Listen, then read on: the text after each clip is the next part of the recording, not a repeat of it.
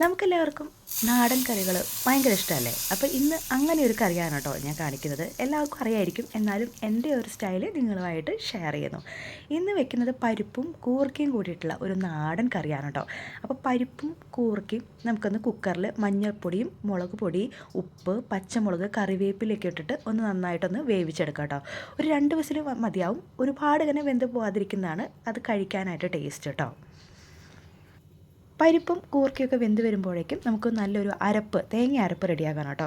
അതിനായിട്ട് ഞാൻ അരമുറിക്കാളും കുറച്ച് താഴെയാണ് കേട്ടോ തേങ്ങ എടുത്തിരിക്കുന്നത്. അരമുറി മൊത്തം ഒന്നും എടുത്തിട്ടില്ല, അതിൻ്റെ ഒരു 1/4 ഭാഗം തേങ്ങയും ജീരകവും 2 ചെറിയ ഉള്ളിയും കട്ട് ചെയ്തിട്ടിട്ടുണ്ട്. അതും കൂടിയിട്ട് നമുക്ക് നന്നായിട്ട് അരച്ചെടുക്കാം കേട്ടോ.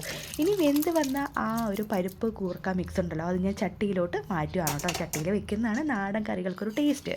അപ്പോൾ ഈ ചട്ടി നന്നായി ചൂടായ ശേഷം ഞാൻ അതിലായിട്ട് ഒഴിച്ചു കൊടുത്തു. ഇനി നന്നായിട്ട് തിളയ്ക്കുമ്പോൾ, ഈ ഒരു കൂട്ട് നന്നായിട്ട് തിളയ്ക്കുമ്പോൾ നമുക്ക് അരച്ച് വെച്ചിരിക്കുന്ന അരപ്പ് നമുക്ക് ഇതിനകത്തോട്ട് ഒഴിച്ചു കൊടുക്കാം കേട്ടോ. എന്നിട്ട് കുറച്ച് നേരം ഒരു 2-3 മിനിറ്റ് നന്നായിട്ടൊന്ന് കുക്ക് ചെയ്തെടുക്കണം.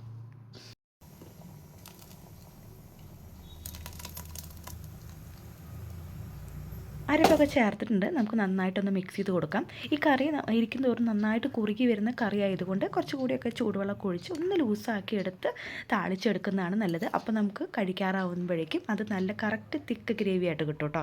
അല്ലെങ്കിൽ ഒരുപാട് ഇങ്ങനെ കട്ടിയായിട്ടിരിക്കും. അപ്പോൾ ഞാൻ കുറച്ച് വെള്ളമൊക്കെ ഒഴിച്ച് കൊടുത്തിട്ട് നല്ലൊരു ലൂസായിട്ടുള്ള അത്യാവശ്യം എനിക്ക് പാകത്തിലുള്ള ലൂസുള്ള കൺസിസ്റ്റൻസി ആയിട്ട് എടുത്തിട്ടുണ്ട് കേട്ടോ.